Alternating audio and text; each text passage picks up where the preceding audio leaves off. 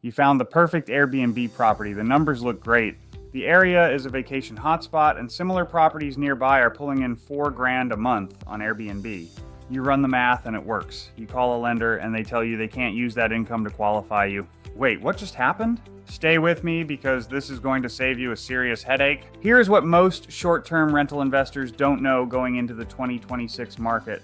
The rules around how lenders calculate Airbnb and VRBO income on a DSCR loan changed in 2026. If you're walking into that conversation with last year's assumptions, you are already behind. A few years ago, lenders were pretty loose about this. You'd tell them your property was going to make $4,000 a month on Airbnb, and they'd just plug it in.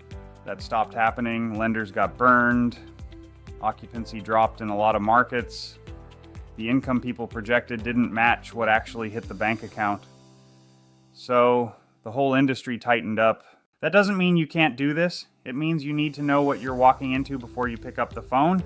I'm Scott, the DSCR dude. I'm a licensed mortgage broker and I work with real estate investors every single day. I'm going to walk you through exactly how lenders are handling short-term rental income right now so you don't get your loan denied. There are 4 things you need to know about. First, lenders are not going to take your word for what the property will make. Gone are the days of calling a lender and saying, "Trust me, this thing is going to pull $4,000 a month."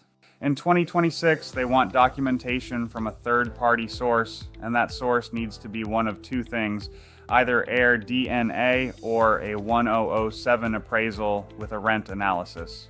Let me tell you what both of those actually are because most people have no idea. AirDNA is a data company that tracks what short-term rentals are actually earning in specific markets, not what someone hopes to make. A lot of lenders will pull an AirDNA report and use that data to estimate what your property can realistically bring in. This works really well on a purchase where the property doesn't have any rental history yet because there's nothing else to go off of. The other option is called a 1007 appraisal. This is a specific rent analysis form that a licensed appraiser fills out alongside your regular property appraisal. The appraiser goes out and looks at comparable short-term rentals in your market and gives an independent estimate of what your property should earn. Some lenders like this better than AirDNA because it comes from a licensed professional and it carries more weight when the file goes through underwriting. Here's where it gets important. On a purchase where there's no rental history on the property, most lenders will accept either an AirDNA report or a 1007 to establish the income. On a refinance where you already own the property, they are going to want to see your actual rental history first. But if that history is short or the numbers are all over the place, they may still go back to AirDNA or a 1007 to support the income figure. Every lender handles this a little differently, and that is exactly why you need to ask before you assume anything. Second, whatever number they come up with, they are going to cut it. Even if a lender accepts your AirDNA report or your 1007 appraisal, they are not going to use the full income figure. Most of them will knock it down by 10 to 20%. They want a buffer for slow seasons, unexpected vacancies, and markets that shift. So if the data says your property should make $4,000 a month, the lender might only count $3,200 to $3,600 of that when they calculate your DSCR. This is where a lot of investors get blindsided. They ran the math at full projected income and the deal looked great. Then the lender applies the haircut and suddenly the numbers don't work anymore. You need to do this yourself before you call anyone. Take the projected income and knock 15% off the top. Then run your DSCR with that lower number.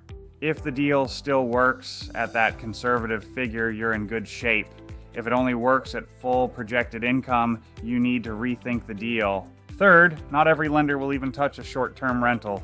This is probably the most frustrating part of the whole process. Some lenders flat out won't do short-term rentals no matter what. Some will only do them in certain markets. Some want to see 12 months of rental history before they'll even look at it. Some will take AirDNA but won't accept a 1007. Some prefer the 1007 and won't move without it. And some lenders actually specialize in this and do it all day long without any drama. The lender you call matters just as much as the deal you found.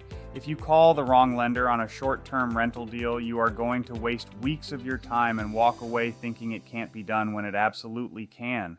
Find someone who actually does STR lending, ask them upfront how they document income and what they accept, and get that answer before you go any further.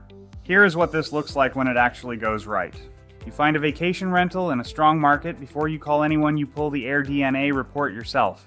You knock 15% off the projected income. You run the DSCR math with that conservative number, and if the deal still works, you find a lender who does short-term rentals. You confirm whether they want AirDNA or a 1007, and you move forward knowing exactly what to expect. You close without W-2s, without tax returns, with your LLC on title. That is happening right now for investors who go in prepared.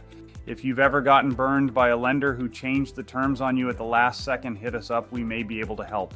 If any of this info was helpful, please hit like and subscribe so that the internet overlords hook us up inside the matrix. I'm Scott, the DSCR dude. Thank you.